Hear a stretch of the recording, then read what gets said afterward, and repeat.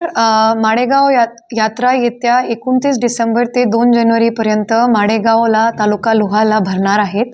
यावेळेस प्रशासनाकडून तिथे पाण्याची व्यवस्थित सोयसुविधा, जितक्या पाईपलाईनमध्ये फॉल्ट्स होत्या त्याला दुरुस्त करणे, नवीन पाईपलाईन्स टाकणे, मग नंतर रोड्सच्या जे नियोजन आहे तिथे किंवा घोड्यांसाठी जे मुरुमाचे आपण कच्चे रस्ते करतो किंवा पशु प्रदर्शनाच्या जे फील्ड आहे त्याचं सपाटीकरण, शंकरपट जिथे होणार आहे त्याचं सपाटीकरण, मग कुस्तीचे जे आमचे फील्ड तयार होतात त्याची तयारी ही सगळी व्यवस्थितपणे चालू आहे.